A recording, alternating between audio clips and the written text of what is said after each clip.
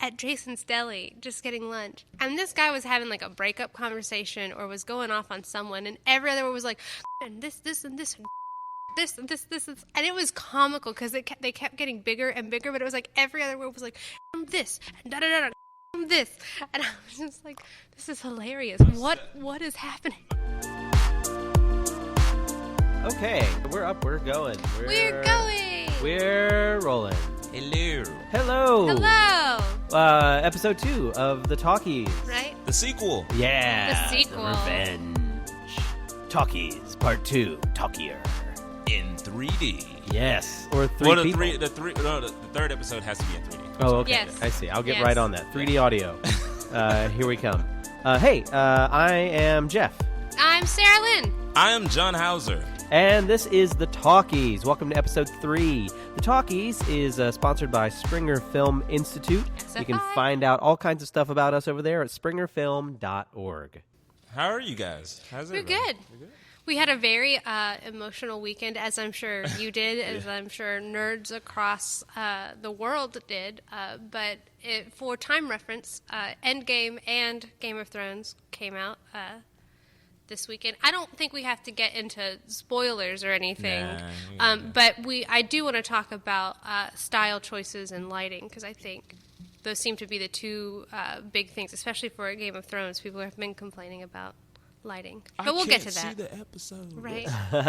There's a reason. So we're sort of still figuring out exactly like where the show's going to land, but something that came up today that was cool is we had two movies, right? Endgame and movies and Game of Thrones. It was as long as a movie. Two game shows that are not game shows. And they both had fight scenes that were kind of in the dark. One was more in the darkier than others, right? Well, John is very passionate about Endgame, so I feel like, why don't you start off Endgame and I'll take the GOT. So good. It is. It's just amazing. Man, all right, what can I say about Endgame? It's a true fan movie. Mm-hmm. It's for the fans, by the fans.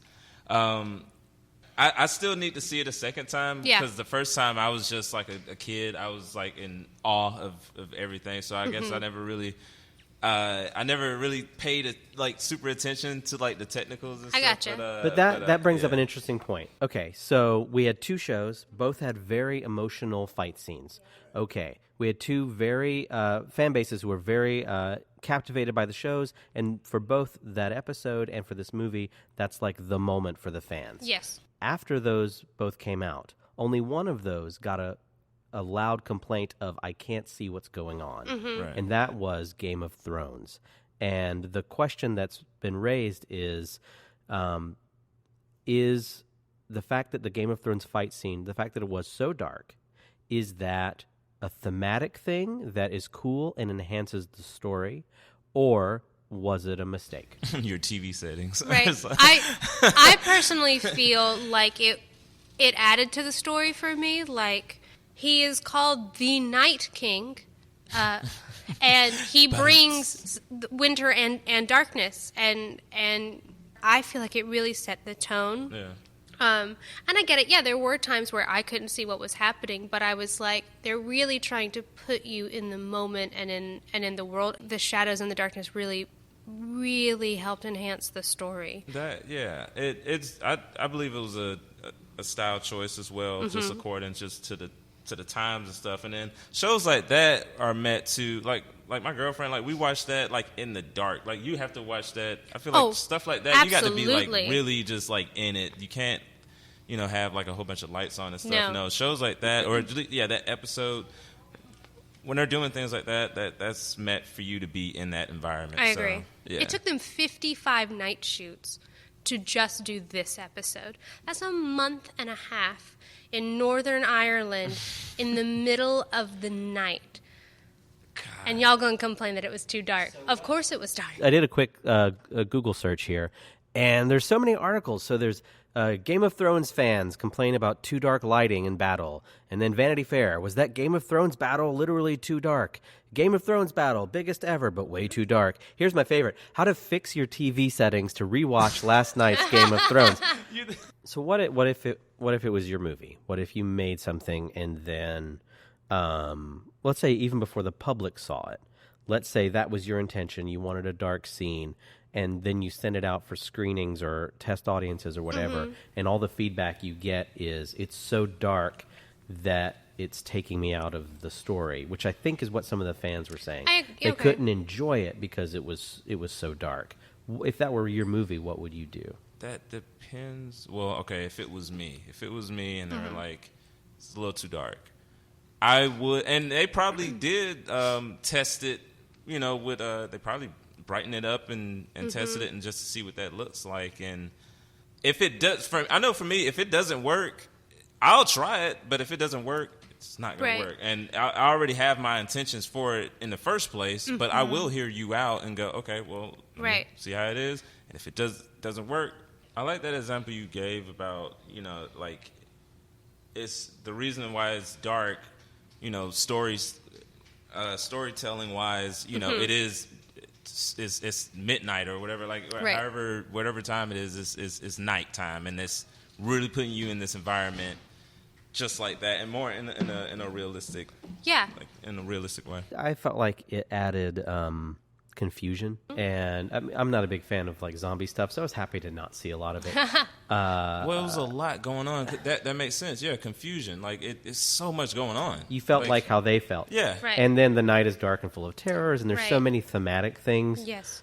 I think also like the time that we watch it as an audience member matters, because if I were to watch this in a theater, I might actually be a little more cranky because the episode was so long and the sequence was so long where it was so dark that if I were watching it in a movie, I might be a little upset because I have to go back and see it again. But since I'm watching it on, in our case, in streaming, I can watch it that first pass to feel it. And then if I really was unsure about something, I can go watch it again and comb through those details. Right. Whereas I might feel differently if if I saw it in a theater and I wouldn't see it again until it was out on home video or something. I get that. I once saw The Artist when I was living with some terrible roommates, and they talked during the entire film. And the whole point of that film is it's a silent film until it's not. So and like it was still great, and I still really enjoyed it. But that really impacted me, really getting to be immersed into the movie. Yes. Yeah, who you see a movie with really matters. Absolutely. It can ruin it for you. I'm definitely one of those people that I do not mind going to the movies by myself. And I used to do that a lot. I really liked it. When we had a dollar theater here, I would go and I would sit and I would watch. Because it was so cheap, I could just try out movies and just and try out in the theater. I get so much anxiety when like I invite somebody else or something, and like because I'm like, be here on time. Oh yes, be here on Everyone time. goes, oh well, there's trailers. It's fine. There'll be trailers. It's like I want to see the trailers. I want to see the trailers. I'm that friend that if you're late, I'm not saving you a seat. Or if it's like you if are it gets on your super own, packed, I can't be that person. You're that friend where you're like, if you're late, don't be late. Yeah. Right. Sorry. The first movie I saw in a theater by myself was, I think it was here, and I was the only person in the theater too. So not only was it by myself, I had the whole theater. It was The Hurt Locker with Jeremy Renner. Back before the conglomerate bought out the movie theaters here, they used to do the independent side feature films. Like they had a different... Really? Yeah. So like I saw 13 once in high school because they used to have a section of just independent films that would cycle through like every 3 weeks or whatever. And it was really great. And so the Hurt Locker, because I think it did well here, obviously, because it's an army town, but I remember seeing that by myself and I was like, oh man. And just because it was that, and then I was by myself in the darkness, like in the darkness, it was very overwhelming in a good way. But it was like, it's different than like if I'm going to the theater by myself, but there's other people in the theater versus I have an entire theater to myself with this surround sound and. But. Speaking of that, we went and saw Captain Marvel after seeing Infinity War, and we went to that same dollar theater that I used to go to that is no Yes. longer a dollar theater. And speaking of darkness, it was totally dark, as in they did not have floor lights on. They didn't. We had to, and like we were like, we can't see anything. But for the previews, they turned all the lights on. But when people were trying to get into the theater, Speaking of previews, who gets nervous when the previews are not shown at the aspect ratio the film is going Yes. to be shown at? Do you go? I go to the projectionist. I I'm like, am hey. the let me speak to your manager Yes. type of guy when it comes Yes. to the theater. Jeff is that person because he's nicer about it than I am. Because I'm like, it's gonna start, and I don't want you to have like if it starts and you have to switch everything over, I'm not gonna be happy. Jeff is much nicer about it. I'm No, the designated. I love to hear that. I'm such that guy. Oh my god, I'm so. I get actual like I get concerned. Yeah. Because Yes. I'm like, if it's and they say, oh, it's just the previews, it's fine. I'm like, No, it's not. But No, what it's if it's not. not just the previews? Because I've had that answer before, and it wasn't. Excuse And me, previews sir, might be see, the wrong the word. curtains are still like Yeah. a little closed, and it's like right? I might really Yes. mean the commercials, like the screen vision, that kind of stuff. Yeah. A lot of times, usually the preview roll is usually fine. If it's not fine by the previews, then I'm real like anxious. Yeah. Because Yeah. that means like if I have to go say something, when am I going to do it? I'll pop up When immediately. the movie starts. Well, no, I'll go. Like I will go, but like if I don't, then I'm like, okay, so when am I going to do this? When the movie starts, Right. which means I'm going to miss part of it, Usually, right? the rule of thumb has been if by the second preview, Yeah. it's not Yeah. fixed. I mean, hell, even 5 minutes into just looking at it, I'm like, yeah. they're gonna change it. Right. Last And last then, time I like, said something during the Yeah. commercials before Right. the previews. By that first commercial, then that's when I'm jumping up immediately. Mm-hmm. Like, hey, it's Like, it'll be fine, and you're like, I've heard this before. Right. Hmm. And I know, I mean, and this was for Marvel, not for Endgame, because I know, like, movie theaters across the nation were just trying to keep it together because of the sheer volume of people who. Didn't you see some photos? Yeah, I saw some photos here, actually, that, someone complained about how one of the movie theaters in town was trashed and whatever, and they were like, well, the cleaning people didn't do anything. And the place responded up, we did. It's just the volume of trash that people left behind. Like, they think that, like, someone will clean it up or whatever, and they're like, there were so many people and so many lines. We were doing the best we can. And, yeah. no, go ahead. No, and then people are like, "Well, you should have been more staffed." It's like, but you can't always staff people. Like you that's- don't understand. Like people who've never worked customer service at restaurants, who complain about like, "Well, you should do this." Clearly, have never had worked in those areas. Have any of y'all worked at the movie theater before? No, but I've worked customer service multiple. Yeah, 'cause It's the same thing. The first job I had was at the Carmike 15, and I was Mm-hmm. working there for some years. And yeah, no, that's hearing people. No, that is not how it works. But like When people it's like just leave their packed buckets of like trash that, cans and const- drinks, and they spill it, and it's like, constantly. y'all. And then you know what else is going on too? A lot of these theaters are playing in game like in multiple auditoriums, Yes. and so all of those showtimes are running against each other. And you got to now we got to run the auditorium 8. Right. Now we got to run the.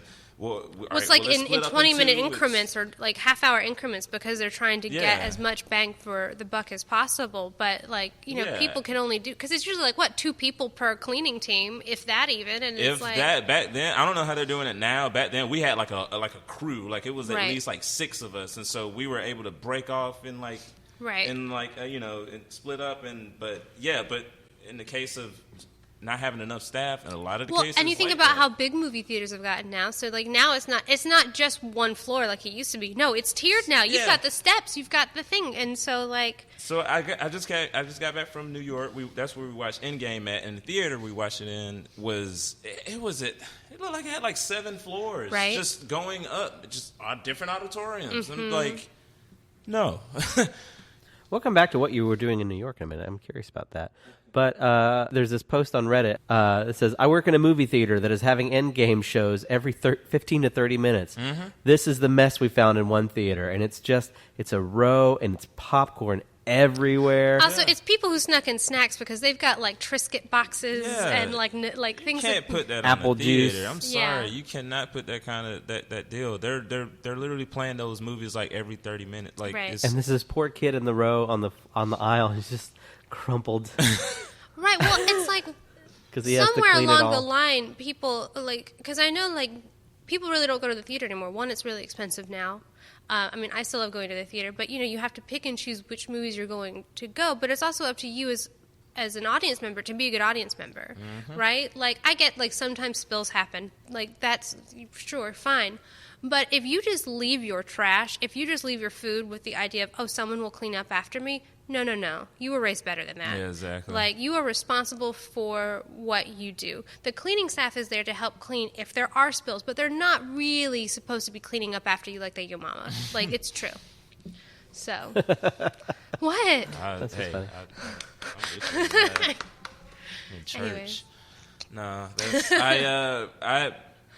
I always recall back when I worked at the theater and Tyler Perry's what was the first movie? Diary of a Mad Black Woman came out, and that the first Medea, the first, that was my first. I probably was working at the theater for maybe 3 months.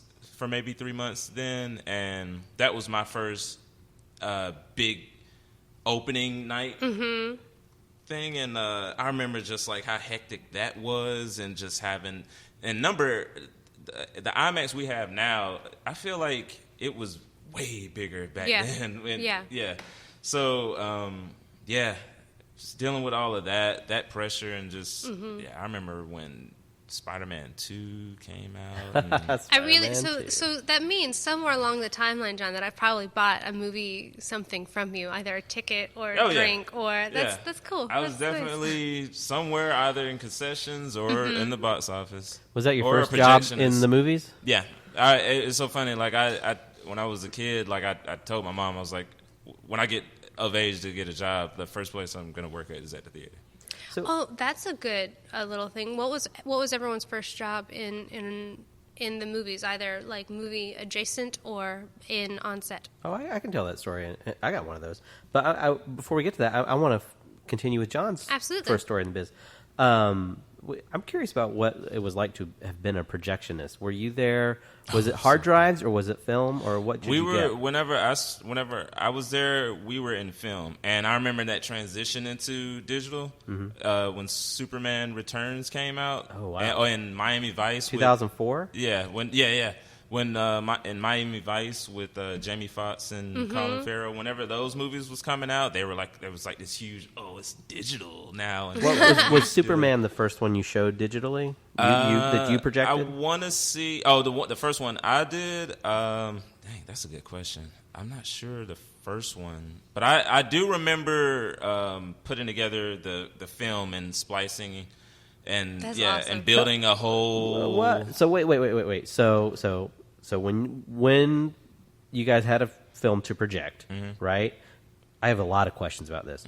First off, like, was it anamorphic? Like, if you did Star Wars or something, did you have that like stretched looking piece of film that you had the anamorphic lens that you would fix, or were they all 1-to-1? Or no? What was it like? When Star Wars, I was working there when Star Wars Episode 2 and 3 came out. Right. I wasn't a projectionist then. I was working in what was called pop upstairs when you're making the popcorn.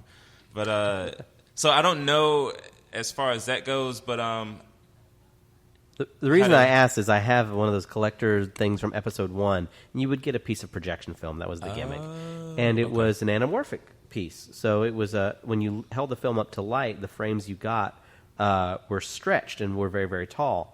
And then I'm assuming that when they projected it, they had an anamorphic lens that would take that tall thing and put it to short. It's like how I want to learn how to shoot in anamorphic as well, because I haven't done that yet. But like that's how you get those cool flares that are those interesting tall shapes. Anyway, so you were projecting. Yeah, I was. You were working in pop. You were working in pop. No, whenever I was a projectionist, I was. Yeah, me and my buddy. Yeah, we were there when we had to build the movie. They'll send you the movie in like 2 crates. These like big like metal like cases, and it would be, I don't know, Smoking Aces, and like Smoking Aces will come in like 1 case, and then it'd be like these 2 like big things of film, and then we had to take it upstairs and put it together. Did you have to like sign anything? Like when the delivery guy comes up and does it and sends it to you. But Yeah, going up there, and I remember splicing movie trailers. You had to put the movie trailers along with it. Wait. So you had to. You're building the entire. You're building that entire. This is kind showcase. of a lost art form. Oh, of course. How did look like as if you were training us? How did you do that? So you got a case. A case would come in with a movie. Okay. Mm-hmm. Then what? Take it upstairs. All right. Now, step by step, how I used to do it, I can't tell you that because I totally forgot. But, what do you remember? So if it's a huge crate, is each preview in a different crate that you have to glue sometimes together? You'll get like this sheet and it tells you what trailers to put on there. Or sometimes if it's like a premiere trailer, they'll have it like exclusively with that case. But that's why it's called a trailer, right? Yeah. It trails ahead of the rest of the reel, right? And so you would take that, and then you have to. Damn it! What did you have to do? You had to put it. We had to put it like on this machine where it helped us put the reel together, and this machine hooked up onto like this. I can tell you're like physically platter. Remembering because you're like, I'm over here talking. I'm looking there. behind me. I'm right there, and it's like right next to you is like this big like platter, this big like where your movie film goes, and it starts from like the advertisements. And it starts from the advertisements to your trailers, and then you're wheeling all of this together, kind of like, putting it together, and you're splicing the trailer, and then you have to go through it. What are you cutting with? Like scissors, razor blade, a cutter? It's like this like little device thing, like you designed to splice film. Yeah. How do you join like it? the little the holes like on the side. Like, you connect those like on like these like little ridges on it. I'm sorry. For those of you who can't see, it's he's using all these hand motions. And it's too bad we're not actually videotaping this because that would be great. I'm doing a horrible job explaining this, but we'll get a clip of it. It really is going through my head, but it's one of those like experiences where I don't know. I forgot about like how to put it together, but I remember that whole era. And I'm imagining you with like a little paste brush, like. Right. Nah, funny story. I remember the longer the movie is, the more cases the movie came in. Like I remember my friend Ed, he dropped Lord of the Rings, and when you drop, that's the thing too. Once you build the movie, that's the thing. Once you build the movie and you have it ready for the next day to play. You put it together on the projections that you're gonna play it in each auditorium and stuff, and then so you have that ready, so that way whenever you come into work, you don't have to deal with that. So, right. But if you drop the movie, you have the movie in this like huge platform, and then like if you drop the movie while you're trying to carry it over to the projection, he is holding out both hands as if he's it weighs a ton. As if you could stack two people parallel to each other on his arms. If you drop the movie like just a little bit, you have to unravel the entire movie over. No. You have to unravel the entire movie because it's going to curl up, and there's no Lord way of the of fixing Rings it. is so long. Yeah. And there have been times where, man, we got away with so much stuff. If there have been times where like we would accidentally mess up a movie 5 minutes before the movie's supposed to play, and then we're just like panicking to put it together and stuff, and then we had to run down there. Hey, the movie's gonna start 20 minutes late. Sorry about that, guys. Like, wow. Yeah. So with a really long film, did you have to do multiple reels on a projector, or do you just have a giant wheel of film? Or? It's multiple. How does that work? So, like, what happens, too, like, if the film gets stuck in, like, the old school catches on fire, what do you... It's like you build it in, like, portions. It's like, the first half, the second half, and, like, the third half. And you play the first half, and as that goes, you have to catch it before, like, the first half ends, and you have to hurry up and connect it with the second one, and then let it go, like, let it flow. Wait, just during a regular screening? Yeah. Like, you're like, okay, here it comes. There's always that little cigarette You have to burn. make sure, it was a button, you have to make sure that it would switch over to the second reel, and then... That's film surgery. You guys are surgeons. We were old school. real scientists. That's crazy. Like we used to be competitive on like who could build a movie the quickest. Like whenever I first started doing projection, like you don't know what you're doing the first time. You're trying to be careful, so it takes you a couple of minutes. Like the longest, maybe 30 minutes. But like I used to can build a movie in like at least 5 minutes or less. Like just and boom. That's nuts. That's awesome.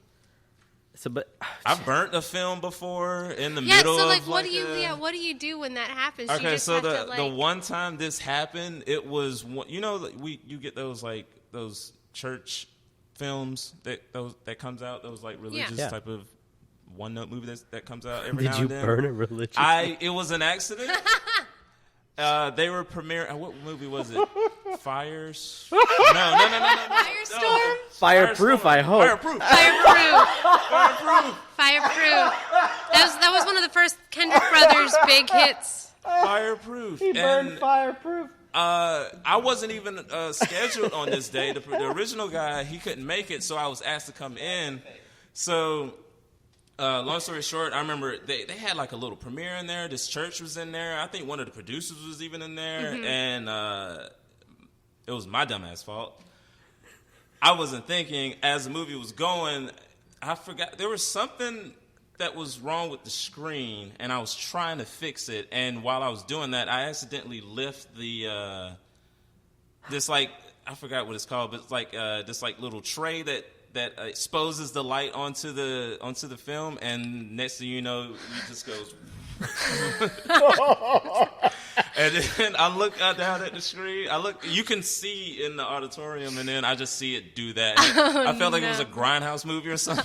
It literally looked like that. And then I just see the producer and my manager like just jump up, and they just run out of the auditorium, and they come running upstairs. And I was like, I got it, guys. Oh, no. Is that the day that you left? No. I was not to sound full of myself, but I was one of the better like projectionists there, Right. despite that story. But It happened. That's a heck of a movie to do.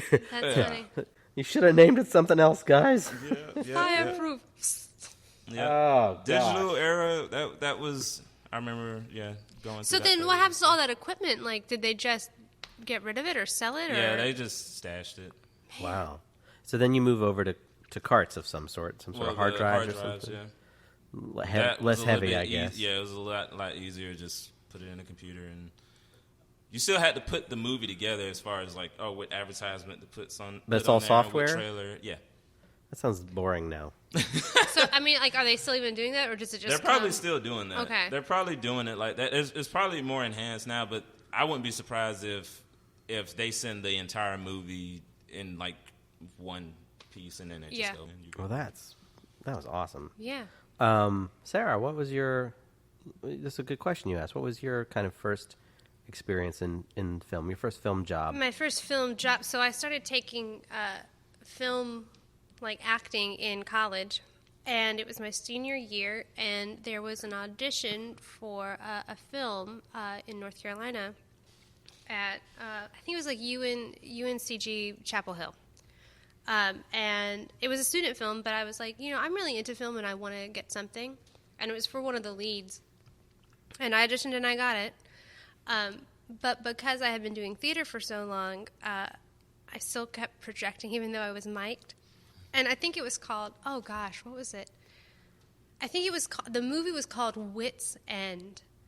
And I don't think it ever saw the light of day, or it was just a student film, and I never got to see it. But I played this dumb Southern Belle. Like, I haven't been playing that for a long time. But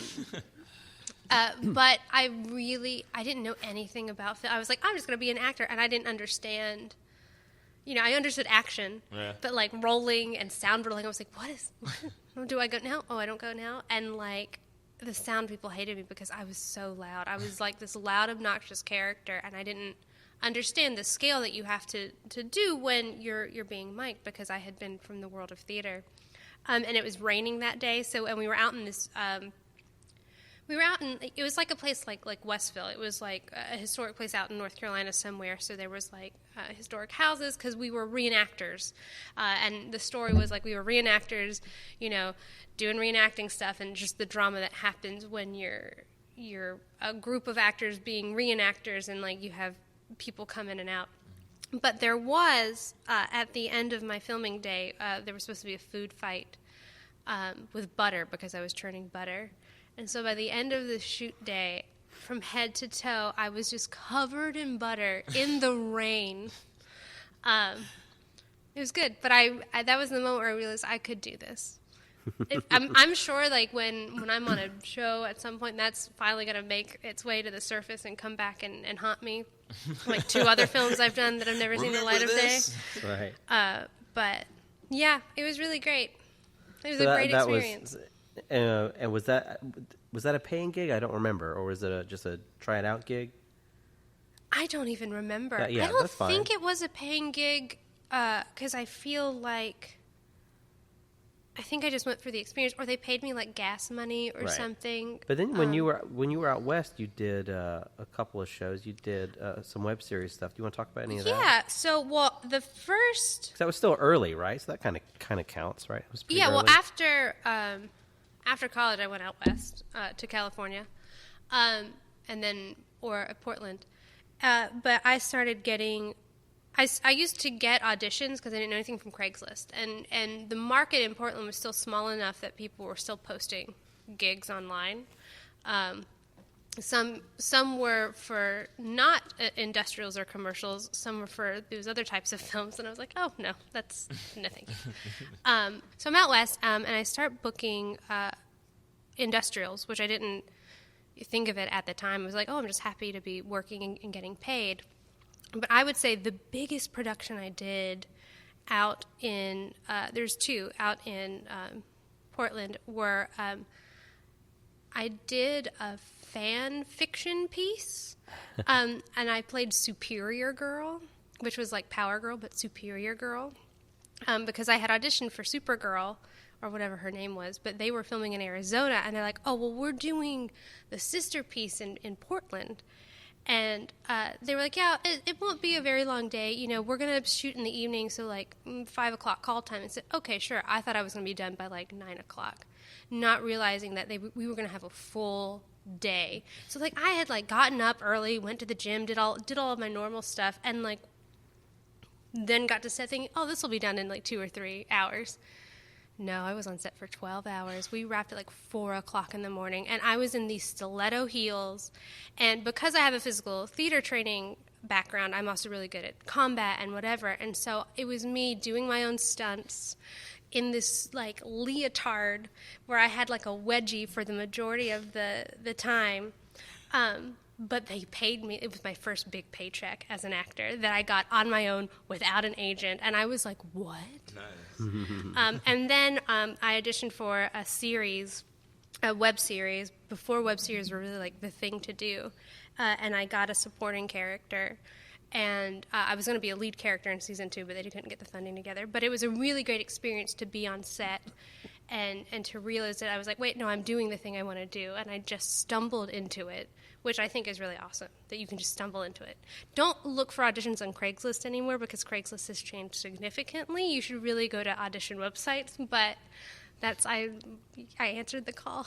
And then like you start to know people, right? And then they were like, oh, hey, are you available to do this industrial?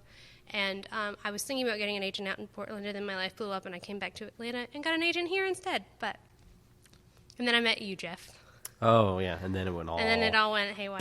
I like all went down. That seems kind of... But what about you, It's a Jeffrey? fun gig. What was your first gig into film? For money? I mean... Not even for money, just your first... No, I mean... I have a definite line, and it all happened kind of at the same time, and it was a whole bunch of things at once. But it was all the same shoot. It was well, there was a time here in Columbus where 2 films came through. We Were Soldiers came through, and I think The Fighting Temptations. I auditioned for We Were Soldiers as I just auditioned. I didn't audition. I applied to be an extra. I stood there and had them take my picture. That didn't happen, which is weird because like it did for everyone else in town. I was also not selected, but I also didn't stand in line because my mother said, no, it's a school night. Yeah. Oh, right. Yeah. Well, we were different ages. That's true. But I did, the same thing happened when Fighting Temptations came through. And that, I don't remember where the extras casting happened. I guess it happened in Atlanta. I don't even know how I heard about it. It was just, just extras casting, whatever. But it was my first thing. and I played an inmate. You were in that scene? With Beyonce, which I didn't know who she was. Can I blow your mind for a second? Yeah. I was on that set too. Well, not on. Were you in that? Were you at Quarry Tower? I was at when they shot at the River Center at the okay, last I have a scene, story about the that. last scene. Yeah. I have a story about that. We're getting there. Okay. All right. Good. So the scene I shot was in Atlanta at Quarry Tower. They called it Old Quarry Tower at the time. I know where the new one is, but I thought it looks the same as the old one to me. So I don't really know. So you were in a scene with Beyonce? No, I was an extra in a scene with Beyonce. I didn't know who she was. Okay. No, but that's at the still time. exciting. But it was. But what happened with it was, I got that sort of extras boot camp thing happening kind of all at once. I didn't realize how long those days were. Right, I was reading The Two Towers at the time, and I remember being in a tent in the mud, in prison outfit. My dad drove me, so he ended up hanging out all day in the parking lot. And it was my first experience going in. I didn't know what a first AD was, but I saw the first AD like running stuff. Like there was this guy running stuff who was not the director, which was fascinating. And I remember just like taking it all in. And I remember it being like 10 o'clock at night, but going inside the quote prison and it being lit for day, and that just really messing with me. And I was like, oh, right, it's daylight in here. How are they doing this? And it just felt like so magical, and they would do the scenes. And coming out of theater, it was weird to watch, because it was a scene where she sings, so the prisoners are an audience, which is like a little theater, but it's wild to watch them do everything, and I can't hear anything they're saying, really. Because they're doing film. They're speaking at a normal like film rate. And for me, it was like, why aren't they projecting? Oh, right, of course they're not going to project. It's so weird. And I remember like, I want to know what's happening. And they had this whole huddle scene, whatever. But I met Rue McClanahan the first of 3 times on that shoot, because the first time she came over to the inmates table and she said hello, and she was delightful. And I was like, oh wow, this is cool. And then that was it. That was the day. Okay, great. And then I find out that they're filming in Columbus, and somehow I get on as a PA. So suddenly I'm on the other side of it, right? And so I was working with this woman from Atlanta, and we were driving around, running errands, doing PA work, which I didn't know what PA work was, right? I had a little headset, and I had a little, I was the PA guy suddenly. And it was cool to get to see that part of it. And then I was at Crafty for some reason, probably because I didn't know to not be at Crafty. And I met Rue again, and she was delightful. And we had this whole chat over Crafty, which was really fun and weird, and like, okay, weird. And we were at the hotel down here, what's the Hula Hands hotel? The Marriott. The Marriott, which was called something else then. And some of the leads got on the elevator, or we knew they were going to get on the elevator or something, and the other people was like, okay, look, no, just be cool. They're going to come in. You just don't say anything. I'm like, okay. And so they come in. And they go out. You know what I mean?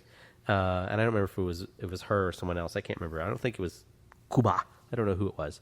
And then I held the door for Rue on her way out to her car, which was fun, which was the 3rd time. And then I remember I was there working the River Center shoot day, but I was locking down the lobby.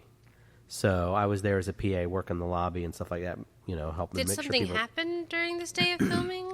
No. There was a big, the final act of the movie, right? It's a big concert. Yeah. Oh, that's where they shot it. And my mom and dad were there. So That's they're in the adorable. audience as extras. So I'm in a movie with my mom and my dad, which is cool. Because I've seen my shoulder in the inmate scene. And then mom and dad are somewhere in that. And then now I know you're in it. And like a lot of people in town were in it. Yeah. But yeah, so I was there in the lobby that day that you were working. That's fun. insane. Yeah, so that was neat. And then like the weirdest thing ever was that you get that check. And it's like Paramount Pictures. And you're like, this is weird. I remember that. Mm-hmm. Yes. Man, I remember all yes, that. right? And if you're anything, that's my first experience, like in film. Like that. Like that was my first experience. My mom, she got me out of school that day.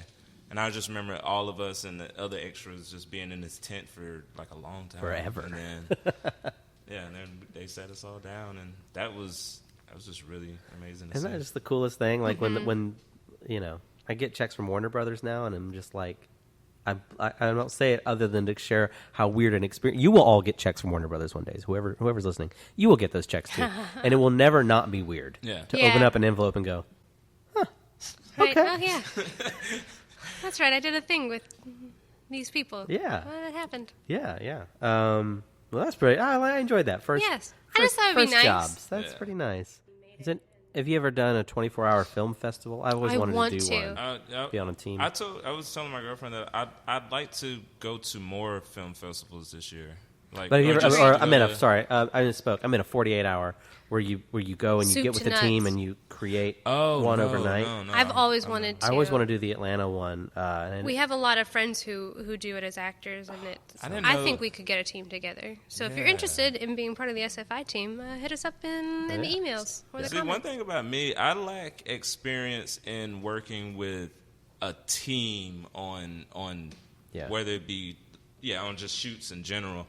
For me growing up, it was I just had my friends to rely on, or I would just be in it myself. Yeah. But other than that, that was just kind of like my build up to I guess what I'm doing now. But doing the 24-hour or the 48 film festivals is you get to pick your team. So it's like, who do you want to spend 2 straight days with that you guys can turn something out, and if I can hang out with you for about 12 hours, and I could do a 48-hour film festival. Like, I know I could do it with Jeffrey, because that's basically what we do now in our life. It'd be fun. But it's because even though you say you're not good at working in a group, you find where you fit. Yeah. And it's like, oh, well, I have a great eye, and of course, I can run camera. Great, awesome. If someone can run sound, and you just make it work while you have 2 people running in the background trying to make hold things together with duct tape and dreams. And I like to I think I know.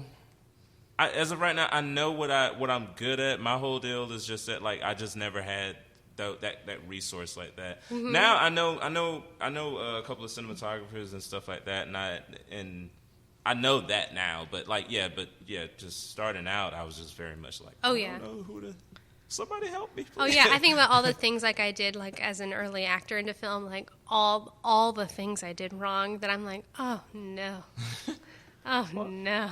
I'm interested, John. How did you build your chops? How'd you grind? How'd you advance your levels and advance your character? I mean, you're pretty heavy into production now, so how'd you get there? Dude, I watch movies. I study movies and stuff, and then I kind of just I take certain techniques, or I just apply that eye or whatever it is that I'm making, and I just apply it on that. But how'd you even start? Why did you even start? Just doing videos in general? Well, yeah, at some point I mean, now you have clients and stuff, but Well, we kind of talked about in the first podcast a bit, too. A little bit. Well, then don't let me rehash. We already talked about it. No, it's as far as I guess where did I start? It really comes down to that lemongrass commercial, really. That's right. Yes, I remember that. That really. That's right. Once that happened, then it was okay, well, let's see what else I can. Oh, okay. I don't know what I was thinking. I was thinking about between steps, even I mean, was it just like that? Boom, I'm shooting a commercial. I'm a projectionist, and now I'm shooting a commercial. Is that how it happened? It kind of was. I mean, I really just picked up the camera just because it was just one of those things where it's I think I can do this. I think I have a good eye for certain things. I know I know I have weaknesses and stuff, but I do know I can at least pull off a shot. And it was just one of those things where it's just all right, well, let's see if I can do it. Right. And I think just learning the bravery to try. Yeah, that's literally that's honestly what it is. When I think about too, it's like in the acting game, it's really hard to become to break into getting a SAG role unless you've got some credit behind you, because but then once you book your first SAG role, like speaking role, day play or whatever, then it's and then you start getting more of those auditions. It's just sort of just got to keep doing it, and you got to keep at it. I think it's just persistence. It's like you don't even really think about it. You're just putting out work after work after work, and it's just whatever catches on, it catches on, and then you don't even really pay that attention when it does catch on, and it's because you're so busy just creating more and more. But Jeffrey, you have a really interesting story about how you beefed up your reel. Like, I mean, with the student films and stuff that you've done, which I think you should totally talk about. Well, if you're in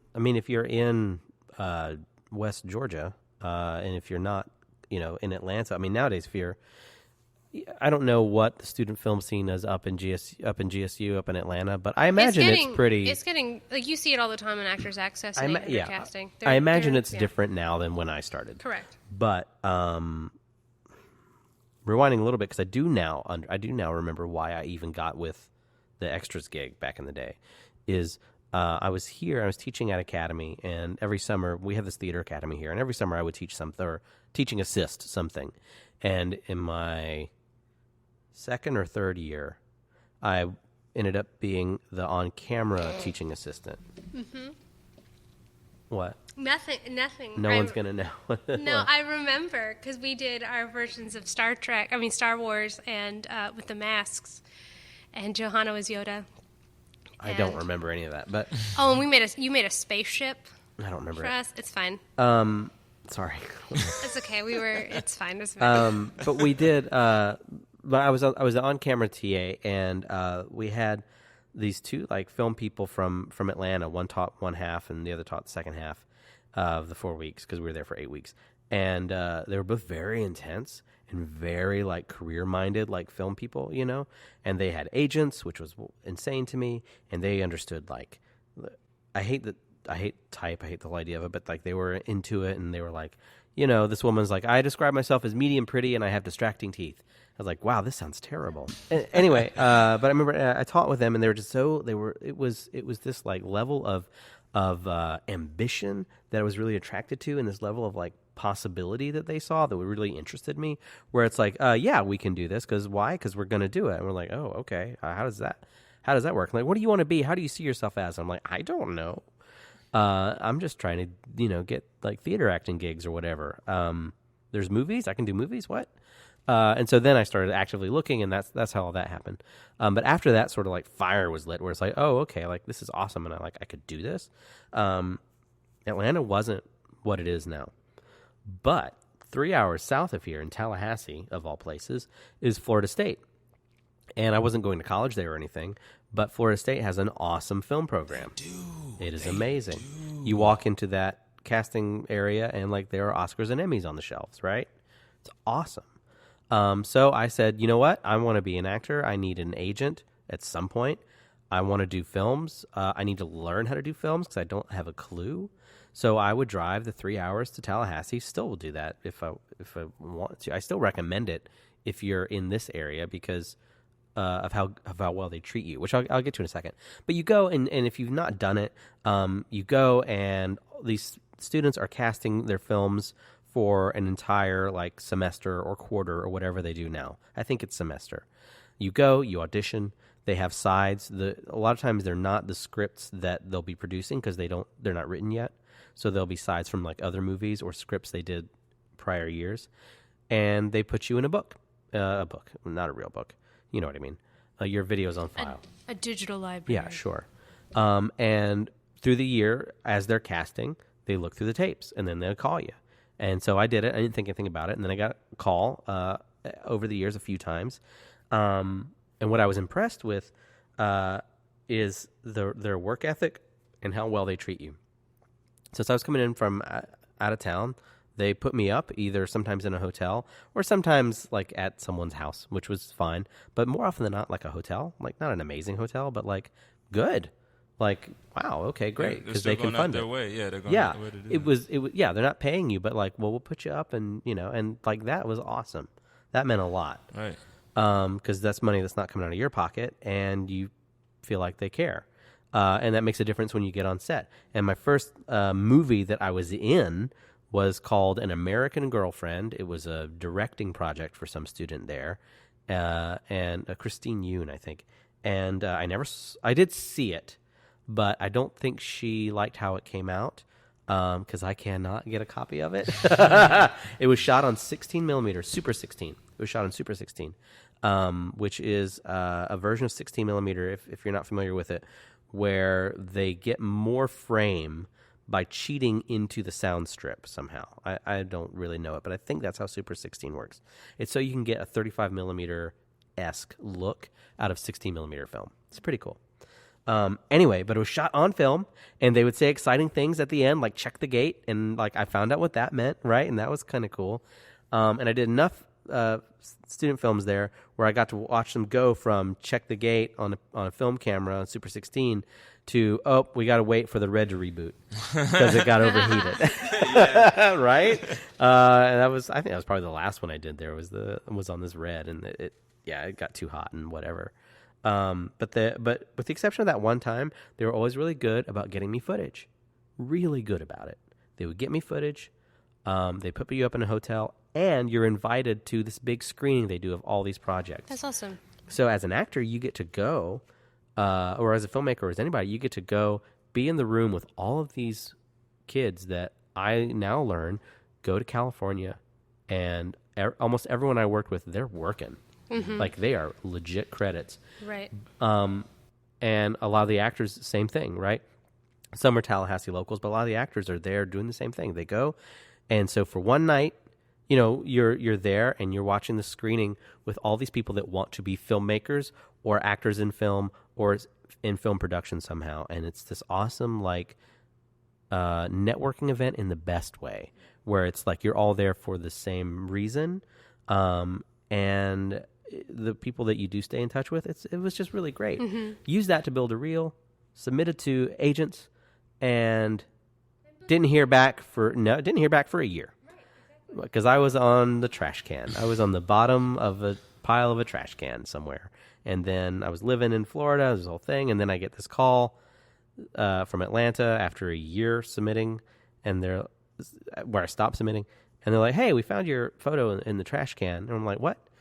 They're like, well, we bought the agency. This is Atlanta Models in Town. We bought the agency, and we were going through old submissions, and we found yours, and you want to do something? And we're like, yeah, okay, great. And then life got weird, and I made some mistakes, and I adjusted very quickly, and then I started booking. So anyway, that went on a little long, but yeah. No, it's okay. That was good. I was in it.